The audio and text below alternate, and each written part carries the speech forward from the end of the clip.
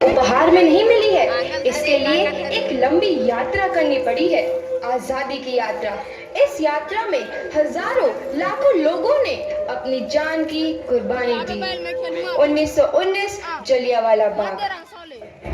आज हमारी बैसाखी का दिन है, लेकिन पूरा पंजाब बैसाखी नहीं मनाएगा। हम सब बैसाखी नहीं मनाएंगे।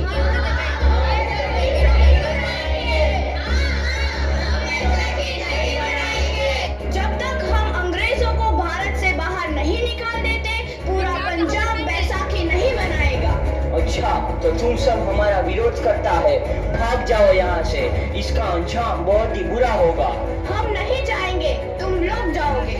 हमें नहीं, तुमको भारत से भागना होगा। Soldiers fire!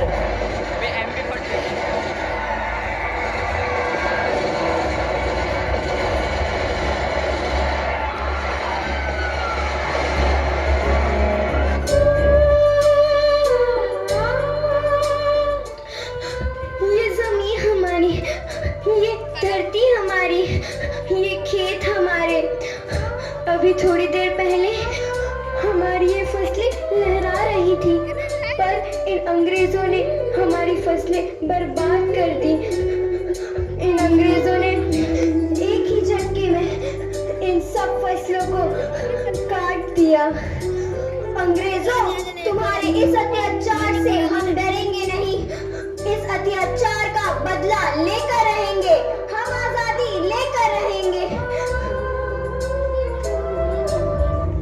जलियांवाला बाग हर हिंदुस्तानी की आंख नम कर गया। इस कांड में कितने मासूमों की आहुति चढ़ गई। इतनी हैवानियत से इंसानियत कत्ल कर दी गई। जलियांवाला बाग के हत्याकांड ने आजादी की आग में घी देने का काम किया। मासूम औरतों, बच्चों की दर्द भरी चीखें और सिसकियां इनकलाब का गूंज बनकर उभरी। लाला लाजपत राय, भगत सिंह, राजगुरु, सुखदेव सरीखे क्रांतिकारियों ने भारत की इस जमीन से विदेशी दरिंदों को निकाल फेंकने के मंसूबे मजबूत कर लिए। 8 अप्रैल 1929 लाला लाजपत राय के नेतृत्व में साइमन कमीशन के खिलाफ एक भारी जुलूस निकाला गया।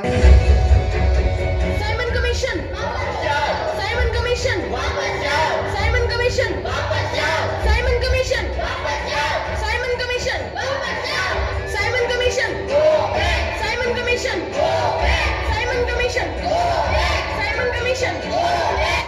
बेवकूफ इंडियंस, तुमको हमारी बात समझ में नहीं आती। Stop this. Simon commission. नहीं मानता। आई से स्टॉप दिस। लाला जी, आप आगे बढ़ो, हम आपके साथ हैं। लाला जी, संघर्ष करो, हम आपके साथ हैं। लाला जी, संघर्ष करो, हम आपके साथ हैं। लाठी चार्ज करो!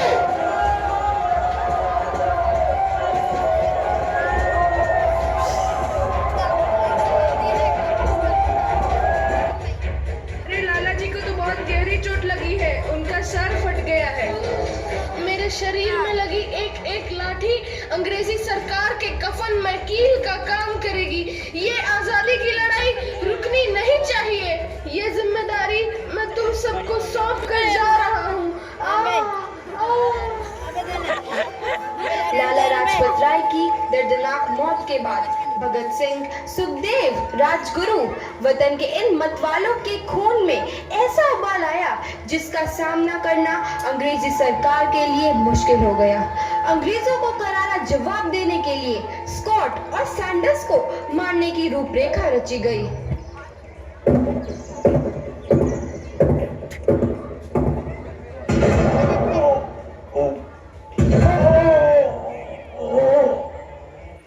सैंडर्स मारा गया। चारों तरफ तहलका मचा था। दीवारों पर लिखा था, लाला जी की मौत का बदला ले लिया गया है। भगत सिंह समेत सभी वहां से फरार हो गए। 8 अप्रैल 1929 दिल्ली में ब्रिटिश सरकार की सेंट्रल लेजिस्लेटिव असेंबली की बैठक में 2 बम धमाके की आवाज सुनाई दी।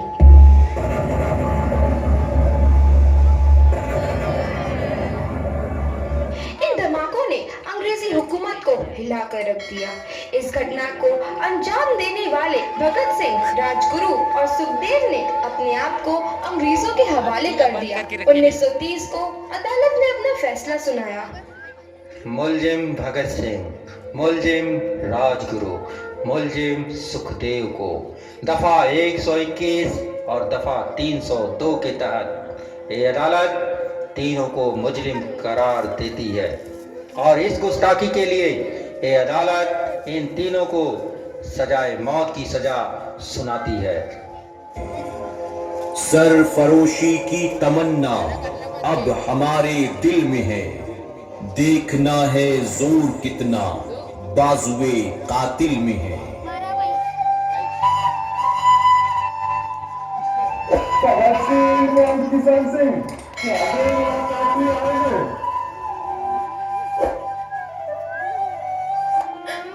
पुत्र की हाल है तेरा? मैं चंगा हूँ माँ, फिक्र करने की कोई गल नहीं। पुत्र, मेरा दिल तेरी तरह पत्थर दिल नहीं होगा।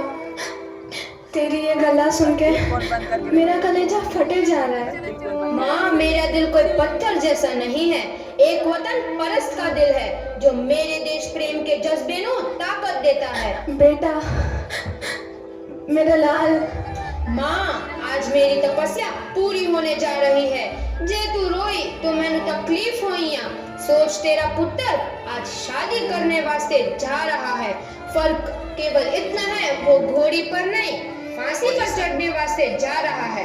आज तू क्रांतिकारी की माँ है, कल तू एक शहीद की माँ होगी। माँ, पुत्र भगत, तू इतनी छोटी उम्र में हम सबको छोड़ के चला जाएगा? तूने जिंदगी में देखा ही क्या है पुत्र?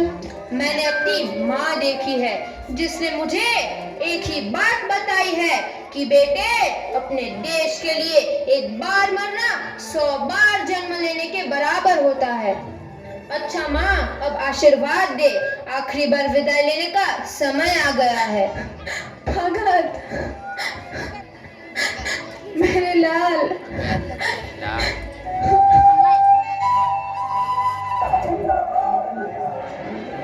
भगत सिंह, तुम्हारी कोई आखिरी ख्वाहिश? हमारे हाथ खोल दिए जाए। हम तीनों दोस्त एक दूसरे से गले मिलना चाहते हैं, उनके हाथ खोल दिए जाए।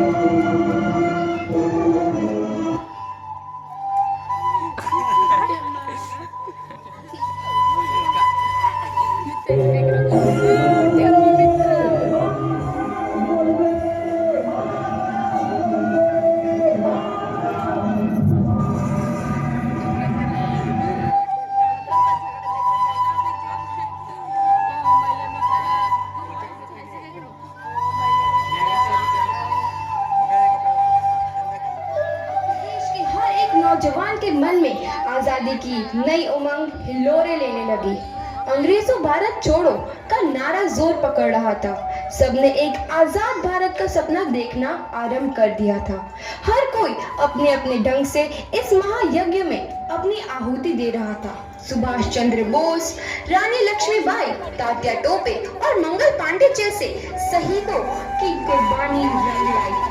15 अगस्त 1947 को भारत आजाद हुआ।